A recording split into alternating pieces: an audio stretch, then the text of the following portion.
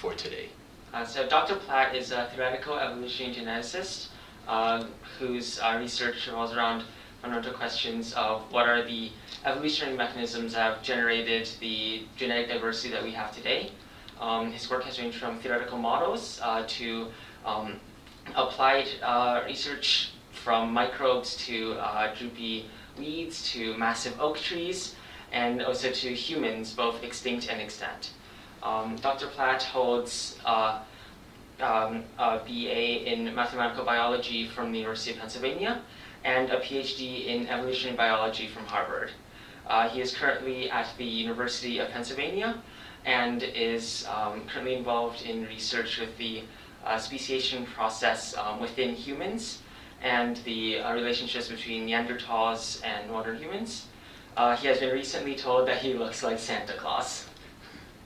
And before we begin with the questions, I just wanted to give a huge thank you to Dr. Platt here, who has given us his time and also given us the opportunity to interview him today. And I would also like to give a huge thank you to Joe as well for finding this great opportunity.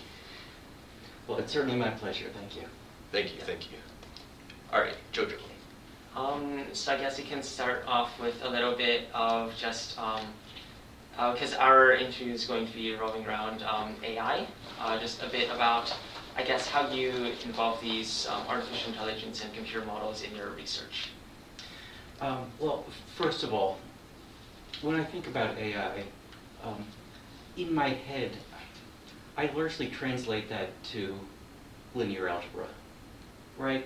When we're doing AI and we're thinking about these AI models, what we're talking about is there's some matrix, and you're going to multiply some input vector times some matrix to get an output vector. And that's all it is, and it's nice and quiet and easy and simple, and it's a step forward in terms of flexibility from doing a regression, a linear regression, a multiple regression, a nonlinear regression, a stepwise regression. This says, okay, let's take a step back. Let's broaden the sort of range of how we're going to compose our operators to let us get at slightly more complicated models. AI itself, in terms of large models of many variables with not entirely understood or explicitly stated structures, is not something I use a whole lot. I do use things that fall more neatly into what we usually call machine learning.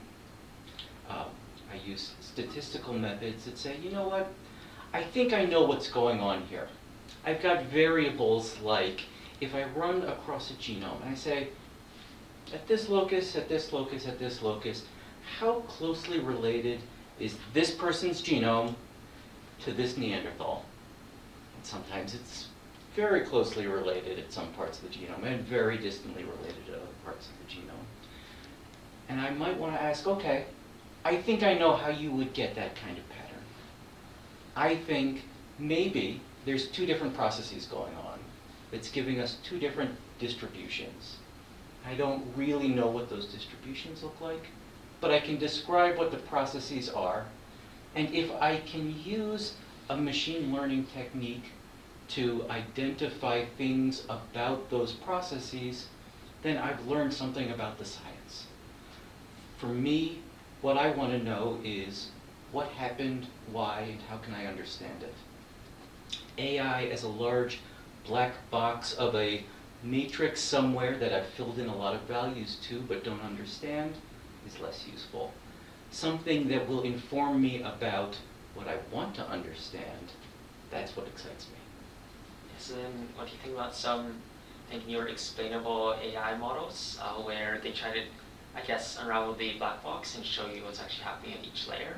Oh, it's extremely important work. I like that stuff a lot, especially when the models aren't too complex. And understanding the models, I don't want to know exactly how a black box is doing something. I want to make a gray box, right? I want the box to be composed of things that I already understand, that already correspond to processes that I think are going on in the real world and that are relevant to my problem.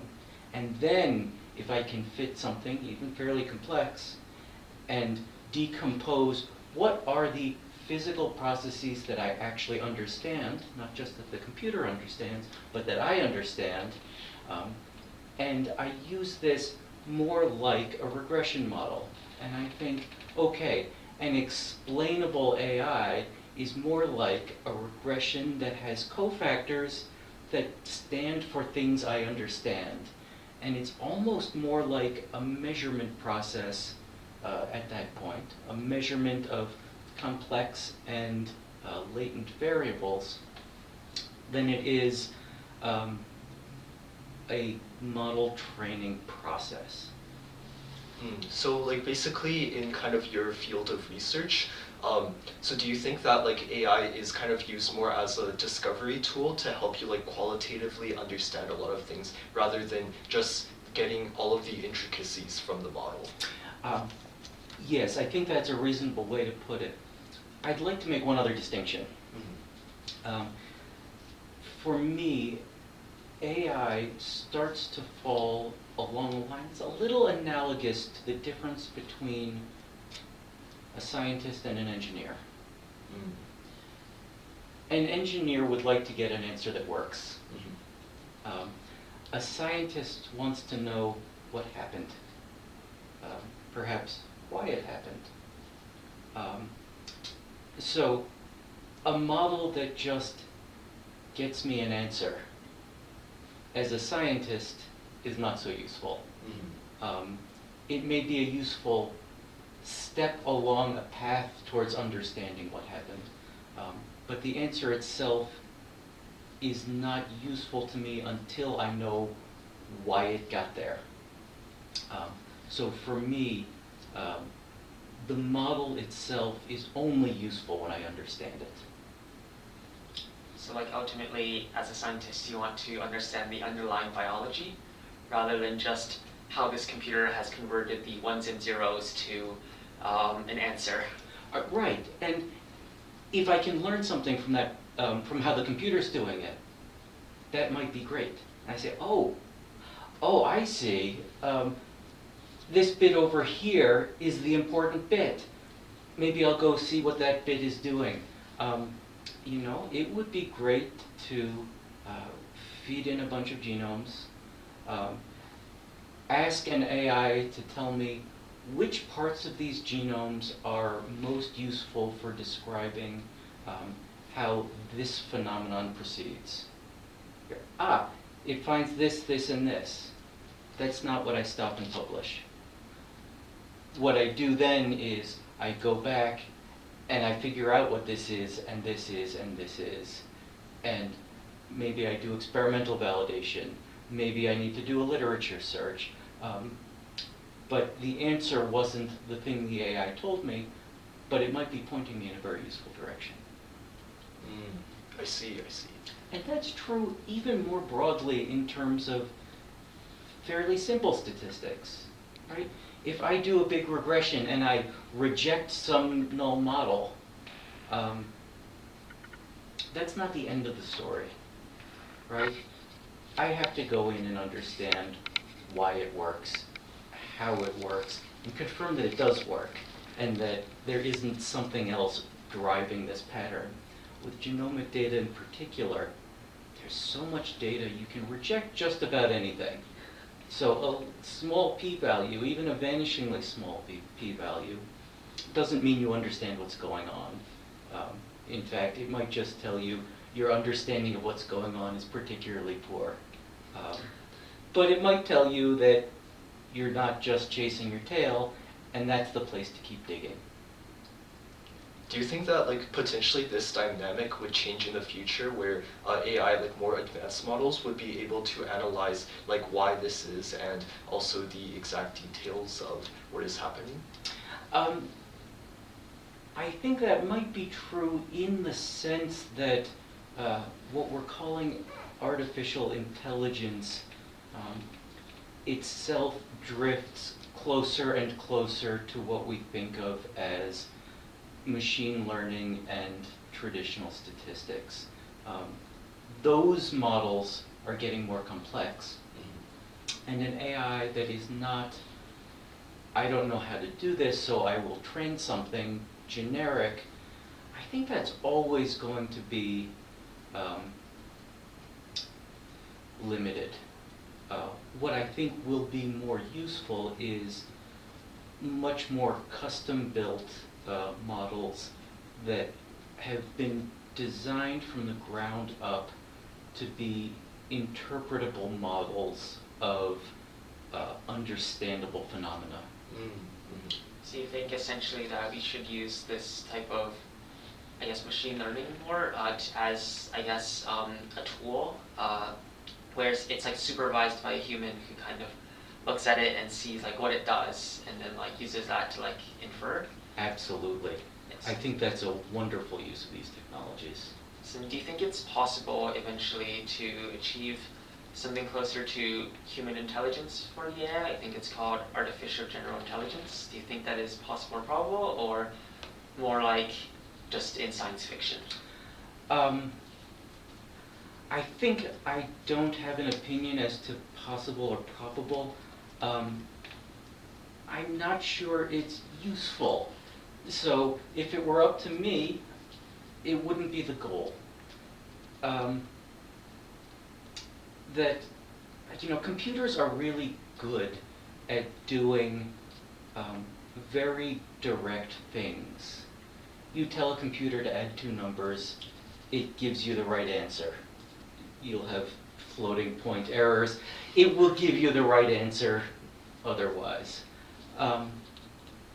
If you tell a computer to read a bunch of books and tell me what the books would tell you is the sum of two numbers, not only is that so much harder for the computer to do, but it will also give you the wrong answer. And it seems to me that in our employing computers to do things for us, trying to make a general intelligence is never going to be as satisfactory in terms of getting it to do sort of useful and creative things than using computers in the way computers are really good. Let's take advantage of what computers are good at and not try to make computers sort of cheap imitations of other people. So what do you think are some of like kind of the innate traits that humans have that a computer could never simulate? I think some of the things that you brought up was like creativity and also kind of like abstraction as well. Right. And to be fair, I'm not saying computers can never do it or would never be able to do it. So it would be like very useful to do it. Yeah, that they're always going to be inefficient at doing the kinds of cognition we do, the kinds of abstract thought, and the kinds of sort of deep connections between processes. You know, mathematicians like to use the game of Go as an example a lot. And I'm sure you've heard interviewers bring it up. Yes, it's easy to look at a small pattern on a board and see how to work through the small pattern. And a computer can do that at least as good as a human. But to understand an entire board requires a kind of less systematic and more holistic interpretation that computers aren't good at. If you build a big enough computer, it will get there.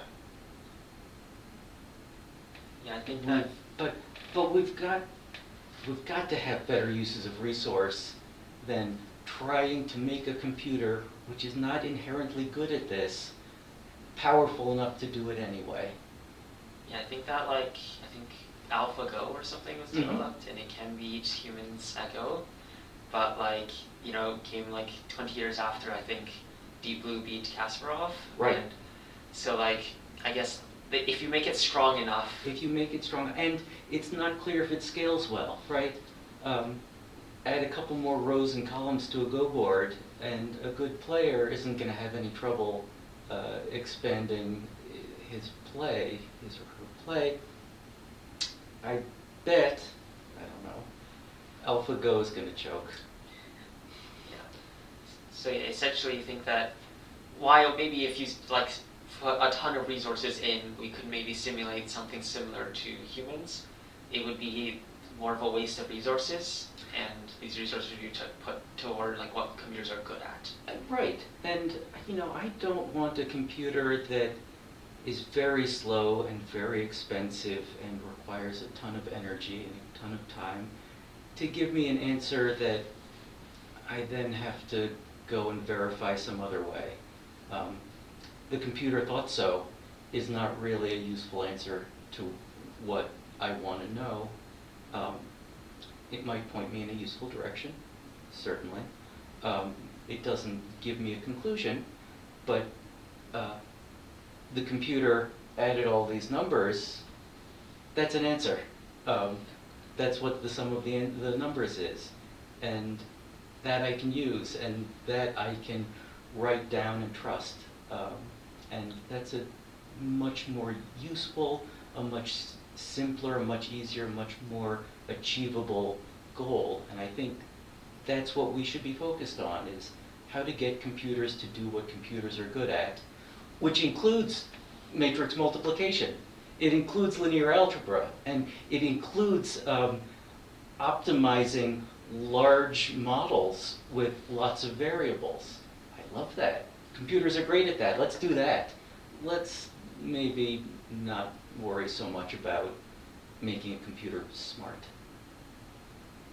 So you think that in terms of compute, this would be better spent on doing some of the things that you say computers are good at, such as matrix multiplication and so on.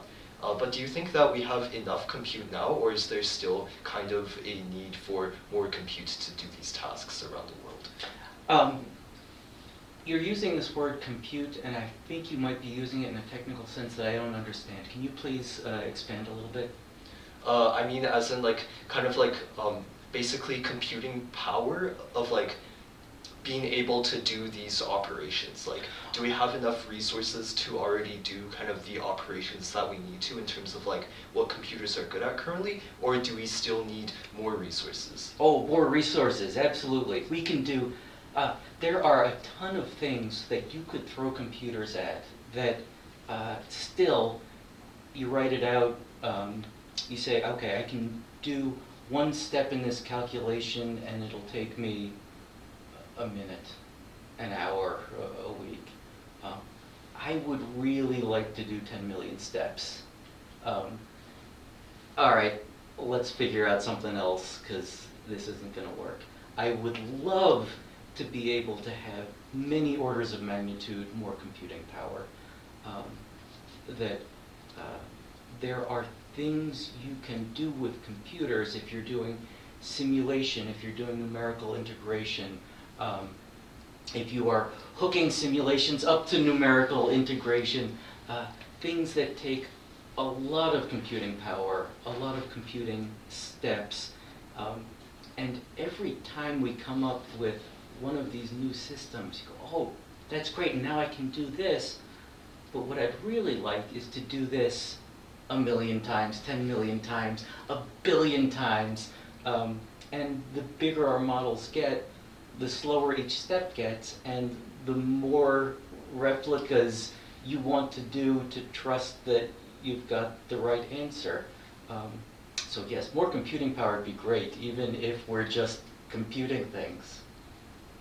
What are some of the projects that you're currently working on that you wish you had maybe some more computing power or some other resource? One of the problems that I've been very interested in, and very interested in using computer simulations to address, is inferring complex demographic histories of organisms such as humans, but not exclusively. So, as a population geneticist, we're pretty good at building models that are about as complex as the demographic history of humans outside of Africa. There was a very small bottleneck of people who left Africa. So the history is short. The number of people who founded non-African populations is small. The number of populations they have split into is tractable. The number of interactions amongst these people is also something that you could write down on a sheet of paper.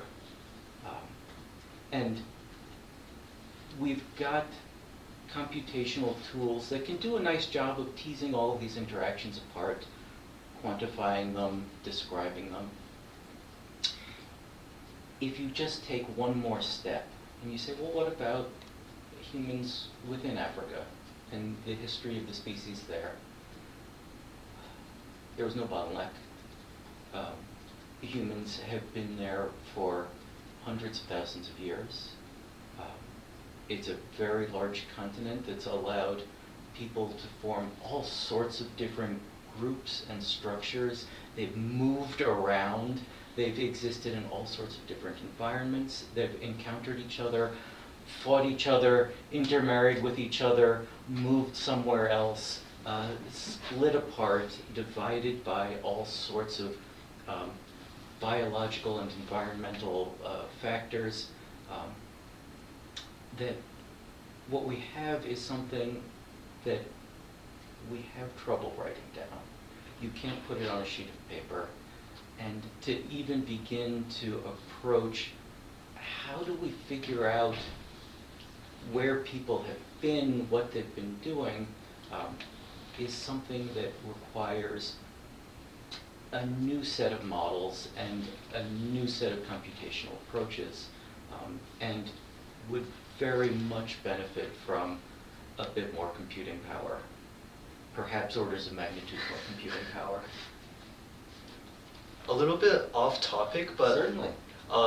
So I originally imagined that migration outside of Africa was in waves. So for example, the first wave of humans left Africa and migrated to Asia, and then after a couple of centuries or a couple of millennia, another group of humans move out of Africa. And so I thought that this would also contribute to some more complexity. But I guess it's just kind of like one wave and a small amount of people that migrated out of Africa to the rest of the world. So you are certainly hitting upon a point where the language we use and the models we have fit are always caricatures of what happened. There was one big major migration out of Africa. It was not the only one. And even today, there is constant gene flow in and out of just about everywhere. So we use the language a little imprecisely, and we use our models as they're kind of cartoons. And it's certainly the case that every time you refine one of these models, you say, well, yes, it isn't one wave. We were approximating the history as a wave. And maybe in talking about it and carrying around a model in our heads, we simplify.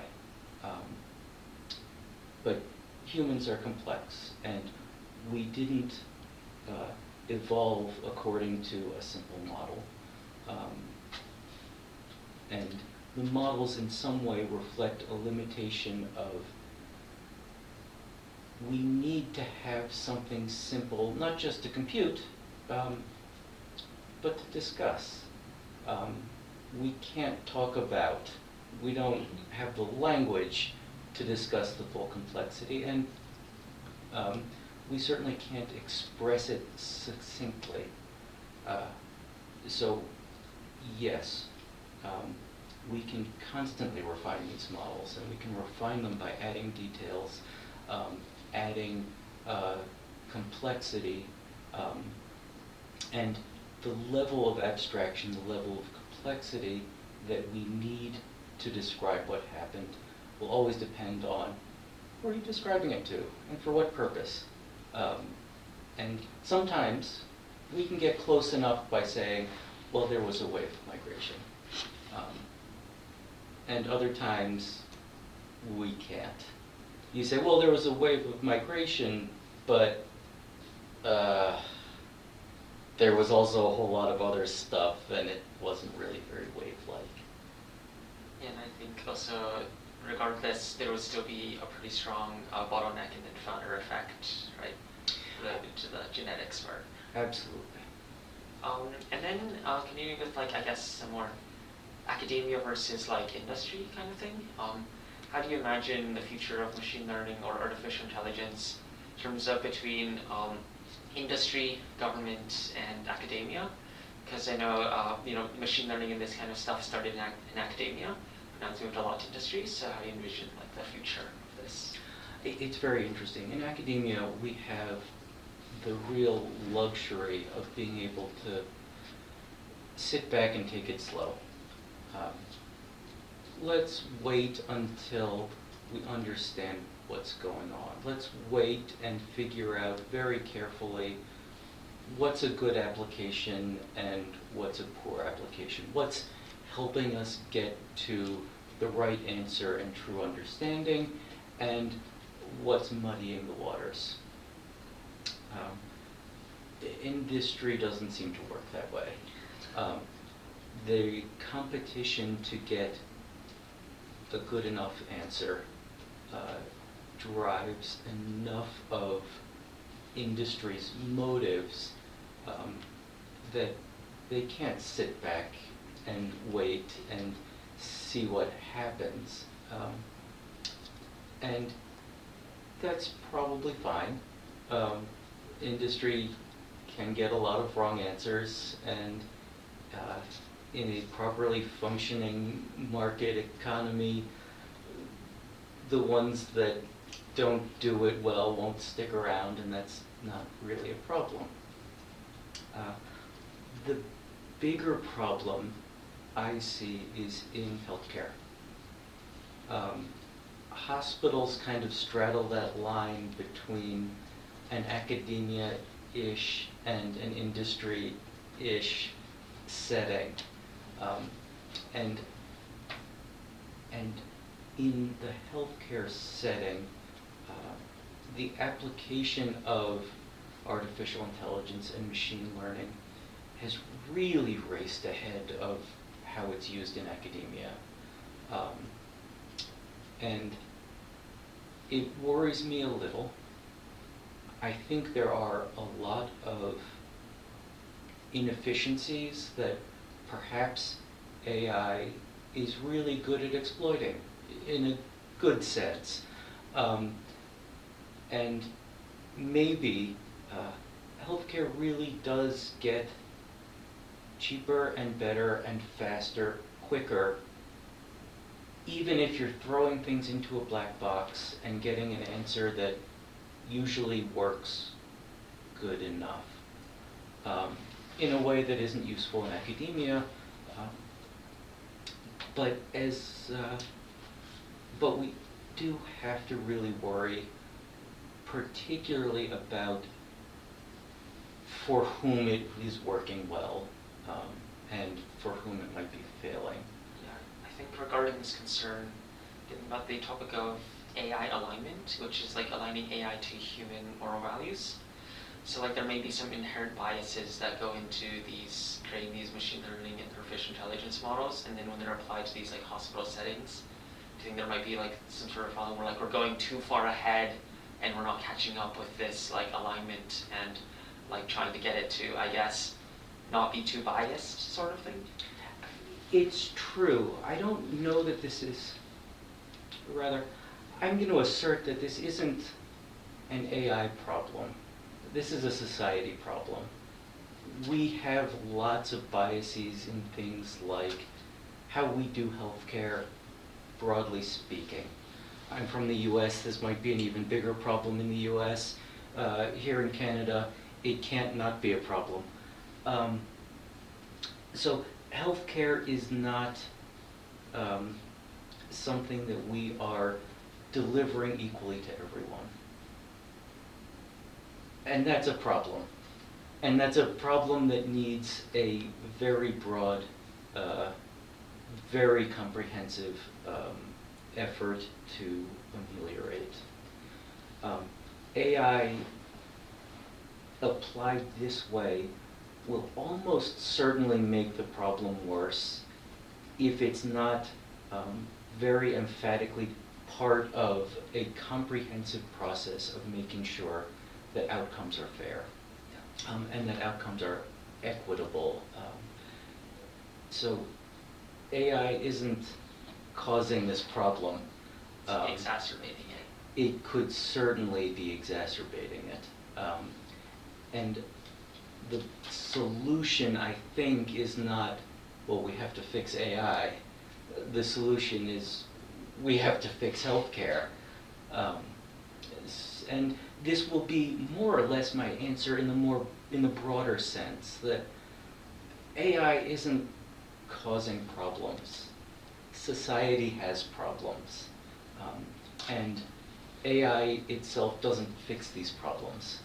So what we can't do is, instead of fixing our problems, hope that AI fixes them for us. We need to fix them. In fixing them, we need to,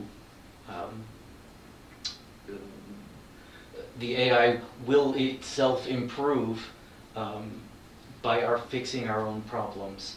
And that, we need to get our house in order.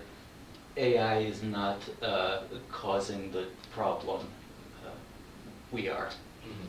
Yeah, I think your sentiments have been echoed by a lot of other people who work around AI, in that AI isn't really the problem. It's the root cause of some of the issues that we might see in AI also comes from the society that we live in as well.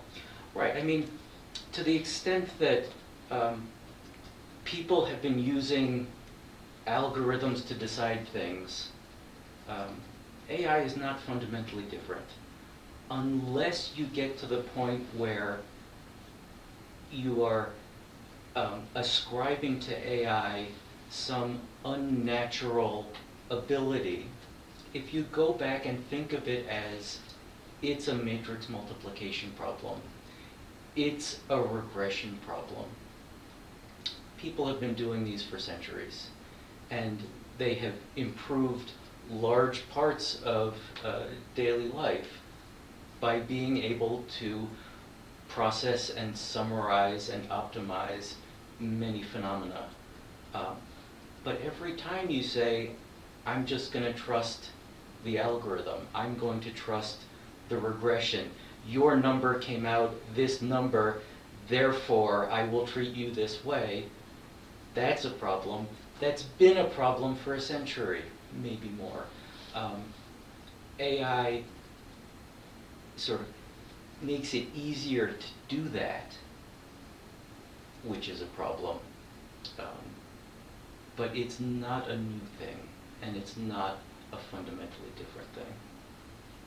Yeah, I think I was actually discussing with some other people about using an algorithm to, I guess, for like judges in the law. But then the problem is that in the law, a lot of times they say something like reasonable, and then it's like, how does your algorithm interpret reasonable? Does it just draw a line somewhere arbitrarily? And I think as you pointed out, AI has to learn from somewhere, and the training data comes from society, so the biases are going to be fed into the model. Right, and even where it's not directly learning our own biases, what it can look at and the kinds of operations it can do will introduce its own biases, and I don't think we know what those are.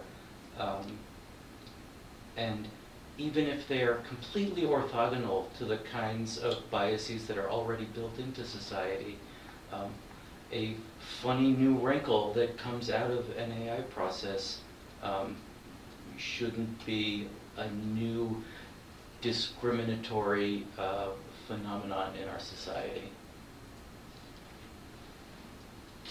Yeah, I think that's some very good points. Yeah, because AI it can maybe even generate its own biases, like you said. So then, how would you say we have to like control this? How do we like stop that from happening? Right. So we have to take this farther back. I think this isn't something that most of the work that we need to do is not AI work. It's how to treat people fairly work. To the extent that that also means sort of supervising and fixing AIs, I think fundamentally what it means is that the people who are employing AIs as end users need to understand what AI is and does better than it's often the case. AIs have gotten approachable enough that you can use them without understanding them. It's very easy to ask ChatGPT a question. It's very easy to take ChatGPT and put it on a chip and put it in a machine, and then you're pressing a button and it's doing something. And you don't have to know anything about what it's doing. You just know that you pressed the button and an answer came out. So for me, one of the most powerful ways we will make sure that we're using AI in sensible and equitable ways is if people have a better understanding of what AI is doing. That this is just some math. This is just some math that is based on some training data. We may not understand what the training data was. We may not understand exactly what the mathematical function is that got us from some distant training data and some input to this output. But it's important to understand what it might have been and what kinds of things it's doing to understand how much should we, how strongly should we accept and believe and be guided by what this output is. So related to this accepting the output, so how do you feel about AI making decisions in your life that may be impactful, such as self-driving cars? Like instead of you driving now like your safety is in the hands of the computer. So how do you think of these things? I think we have to be very careful about it. And I think the thing that we really want to keep our eye on is, again, what are computers good at and what are we good at? Computers are good at watching things all the time. Computers are bad at figuring out what to pay attention to in real time. They might also be bad at adapting to novel situations. And humans are bad at paying attention to things at all times. They are very good at seeing when something unusual needs an unusual response. So this is why these level 2 driving systems are so problematic. If it drives really well most of the time, you're not good at paying attention all the time to something that mostly doesn't need attention. And you're certainly not good at identifying when a behavior that is mostly normal has gone wrong. And to try to jump in at the last second and correct this is making really poor use of both your brain and the computer. The idea that the computer will do most of the work and you will check its output is a terrible use of a human brain, right? Computers will chew through massive amounts of stuff. They will give you massive amounts of correct answers, and the incorrect answers that they slip in there every now and then will be things that look like right answers. It's So really now- hard to find that. So now the scale of answers coming out is something that's inhuman. The errors are inhuman, and to try to pay attention to exactly what a computer got wrong in the most normal way possible is something that's not fair to ask of humans. Where computers are doing a really good and useful job is the other way around.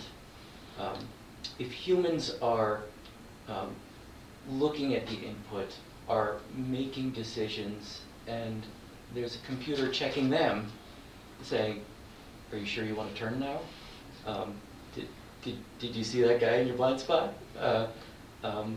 What about this typo? Is that really a typo, or did you mean to write that word?" That's where computers are super helpful in checking us and not the other way around. Yeah, so essentially, basically, we don't want to over-rely on computers, and we want to combine kind of the strength that humans have and also the strengths that computers have. Do you? Yeah. Oh, sorry. Go Right, ahead. it's really tempting to say, look, a computer can do most of this. Let's just let it do it. So let's let the computer do it, and then instead of an expert going through the data, we're going to pay an expert to check the computer's work. And it's really a good way to degrade the system. The experts get less expert, and the mistakes will multiply. See, I- Oh, sorry, go ahead. I guess essentially should be the computer driving and you checking, should be you driving and the computer checking. Right, so that's the way, I've got a blind spot detector in my car, and it's really nice to have. And, I like having cruise control that I stop and change fairly frequently because, yes, it can sort of keep me at a nice constant speed or a constant distance, but that's not most of driving. And having assistance is wonderful, and computers can be brilliant assistants, but they can't drive society, not even a car. Do you think currently that we're kind of on a path where computers and AI are going to make most of the decisions, and society as a whole is going to have an over-reliance on it? Or do you think currently, based on our trajectory, we have a good balance between human input and also computer input? Yeah, I think we're in a slightly awkward time where we've had advances in AI and advances in computers that have gotten us to a point where we need to figure out how best to use our new tools. And I think we will.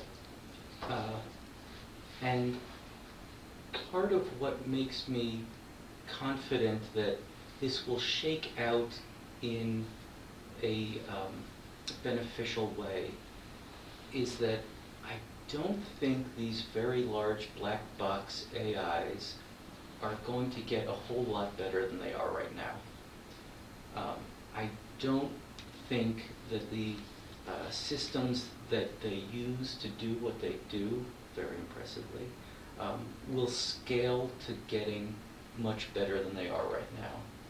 I don't think the training data exists to get them beyond what they are right now. I don't think the training data will ever exist to get them beyond where they are right now. I don't think the computational resources to get them beyond where they are right now will exist anytime soon. Maybe at some point. I think computing resources will scale better than training data will. So I think we had this real burst of what AI can do and what we can use it for. And that's shaking out now. But I don't think we're going to have to start chasing what AI can do. I think there will be a natural pause. We don't even have to decide to take that natural pause. The science itself will pause, and we'll have a chance to figure out, this car thing needs a different approach. We'll be able to figure out that, yeah, you can make a jingle for a commercial, but you probably don't want to sit and listen to an album of the AI-generated pop music. And that where these things are appropriate and where they're inappropriate really will become very obvious very quickly. Yeah, I think you have the advantage of being the second person we're interviewing. This is a very different perspective than what we got from Dr. Zhao. He's, I think, a manager at Meta. So his opinion was more like, he uses self-driving every day, and he thinks that it'll just keep accelerating. I think this might be one of the big differences between academia and industry. Or industry, you just have to get it to work, right? Academia, you have more time to sit back.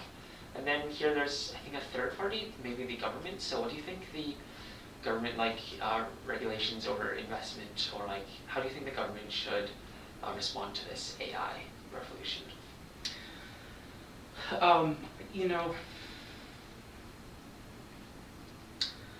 I don't know that I have a great opinion here, so I'm going to extemporize, and I think, I would like to regulate how AI acts in public spaces. I would like to be very cautious about letting robo-taxis on our roads. I would like to be very cautious about letting AI serve as regulators in economic markets, in transportation systems. I think these are all places where people do a very good job, and people can use AI to do a better job, and the government can use AI to augment what the very talented people they have doing these things are doing. But what we need to be careful of, and what we need a government to help us do, is be protected from, I'm perfectly happy for a company to barrel ahead, throw AI at a problem, and fail, and go bankrupt and cease to be a company. I'm not so happy about it if they're doing it on the highway. So that's where I think the government needs to make sure things are going slow enough and carefully enough that we're not being exposed to direct danger. Short of direct danger, I'm much more open-minded. So basically, you're happy with the company doing whatever they want, but you also want the government just making sure they don't go overboard and harm the public while they're at it. Exactly. Cars on the roads and stuff. Yeah. I just wanted to jump back to the previous question about the potential of AI. And so I think a lot of people currently think that what we can do is we can take the currently existing neural network models or transformer models. Let's just take ChatGPT as an example. Mm-hmm. And if we throw more data and more computing power at it, it'll start having different behavior. It'll have emergent behavior, and it'll start simulating, for example, human logic. And we kind of saw this from the jump from GPT-2 to GPT-3 and 4. But from based on your perspective, you don't think that's going to work. Is that correct? Yeah, I think particularly with limits in the amount of training data there can be, the kinds of advances, given sufficient data and given sufficient computing resources, I would agree that you could get really novel kinds of results and novel behaviors and novel performances that that would do really interesting things and perhaps really useful things. I'm not convinced that that much data exists, and I'm not convinced that that much computational resources exist. You know, these large models have already scraped the whole internet. What else is there? Are we going to write another internet? That would just double the data. Are we going to write 1 million more internets to give you 1 million? To get a meaningfully larger training set means we need a massive increase in not computer output. You can't train these on the outputs of AI. So who's going to write that? Where is this training data going to come from? That doesn't seem to be something on the horizon in a human time scale. And if it's not there in a human time scale, then where is it going to come from? So I am doubtful that these models get much better. They will get more efficient. We will develop better AI architectures that make more efficient use of the data. We will certainly be able to shrink these models and put them more places. We will get more efficient at running input through them to get output. All of those will improve, and all of those will let us use AI in more places and in different applications. But I don't think they're going to get a whole lot better, and I don't think they're going to get enough better to do fundamentally new things. Yeah, I definitely think that data is a very big consideration when it comes to like the limitations of these models, especially as well, like not just the amount of data, also the quality of data. Because like on the internet, not necessarily all of the data, like for example, all of the language follows a logical order or is particularly relevant. Absolutely. So yes, we could get fundamentally new behaviors out of AI, but I'm not sure how we get there at this point. And I'm a little skeptical that that's something that ever happens. Yeah, I think also like there used to be this thing called, I think, Moore's Law or something, that we can double the amount of transistors on the chip. But at this point, we've reached a physical limit where like if you put it any closer, it burns up. So now we can't continue. So I think it's like, I guess, bacteria growing on a plate. Once it uses all its resources, it can't really grow anymore. So yeah, I think we've used all our data resources, and it's very nice that we haven't used them up. We can, these aren't consumables, but they are finite. And once you've extracted all the information, and you say, oh, we've learned a lot of interesting stuff, and our model can do a lot of wonderful things, and it can synthesize a lot of really interesting observations, but they're not great, and they're not perfect, and they're only kind of usable in very certain circumstances. Let's make things an order of magnitude better, but we're stuck. Yeah. I mean, I had an experience recently. I had written a paper that got a fair amount of buzz on Twitter, and somebody wrote to me and said, I fed your paper into Claude, and Claude summarized it this way. Can you tell me what you think? And there were 8 bullet points, and Claude had very astutely identified what really were all of the 8 main topics of this paper, all of the 8 points that I had wanted to make in writing this fairly complex, very academic paper. And about half of the points it got wrong. It had reversed a cause and effect, or a from and a to, so this was, Claude would not have passed the exam. Claude did read it carefully, did clearly, was able to figure out when a topic was a new topic, was able to figure out what were salient points within it, but very evidently had no understanding of what the content was. And I feel like this is the kind of thing that these models do and will do, and I don't think we're going to get a whole lot past this kind of, oh yes, I can tell you about what's in there. It was this, this, this, and this. But you're not doing so hot. Yeah, I think with a lot of these models, they're not really logic-based, so they can just give you some random answers. Right, it's spitting out words, and that's fine if you understand that's what it's doing, in which case you probably don't want Claude to summarize these papers for you.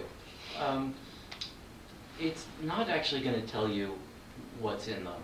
It'll tell you what it's... Right. It can tell you what this paper is about, but it can't actually tell you what it says, which is something that can be a little difficult to get your head around when it speaks so fluently.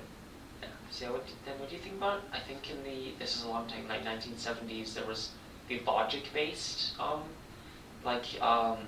machines, like they're trying to build everything up from a logical standpoint, although they ended up being, classified statistical-based models. So do you think it's possible for a logic-based AI to maybe address some of these concerns? And because it requires less training data, do you think that could be a potential for the future? I do, and I think it will look less like AI when we do that. It will look a lot more like writing down a model of the world and trying to use it to understand the data we see.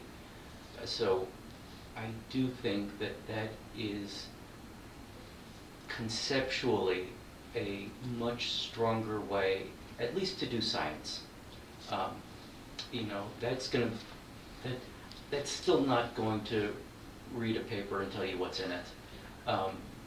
But in terms of figuring out how the world works and how aspects of the world work conditional on understanding other parts, I think that is a much stronger, much more fruitful field to approach.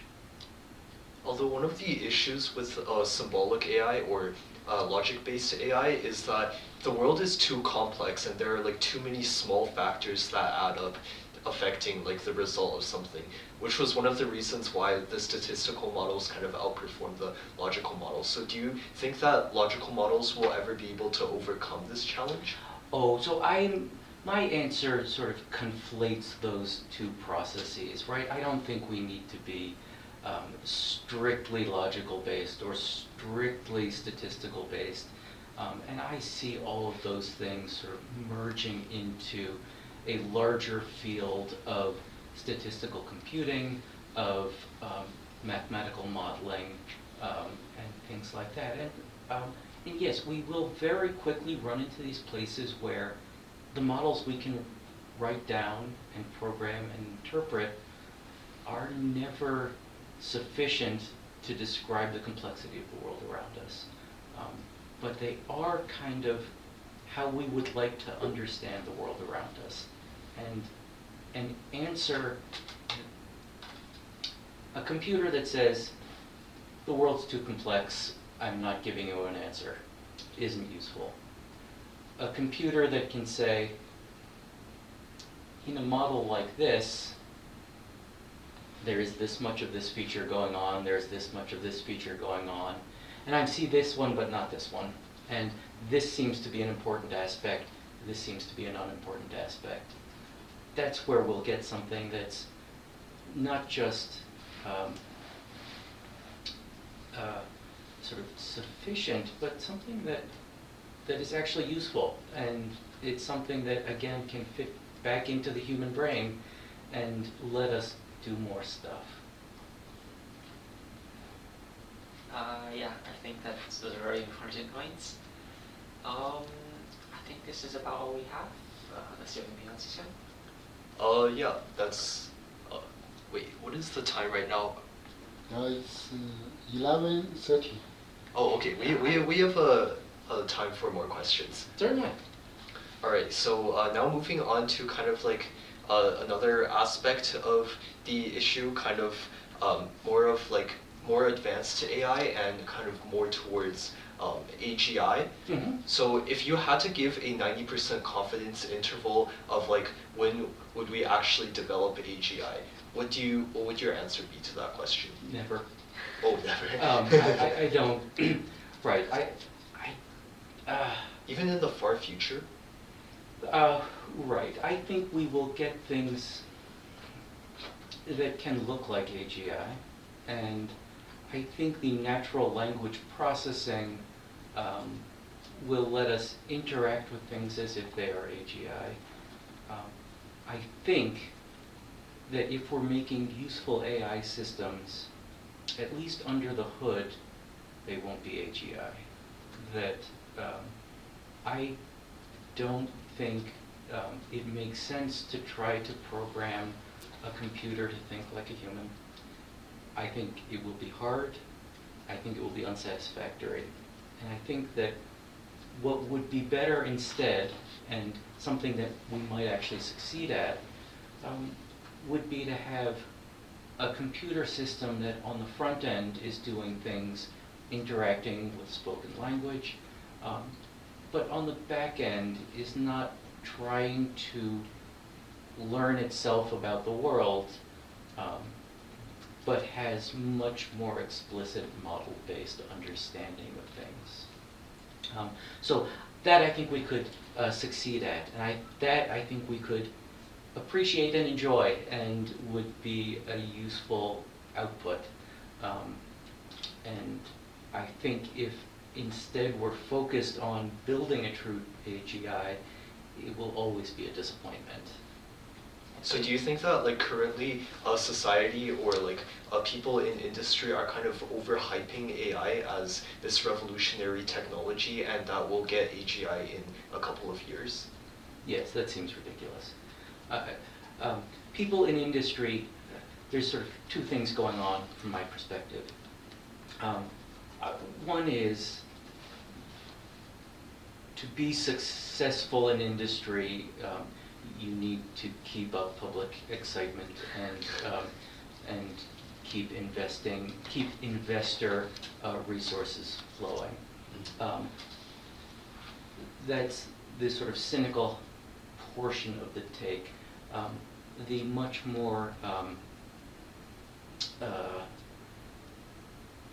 generous take, which I also hold, they're not mutually exclusive, is that the people who are going into industry are the people who believe this.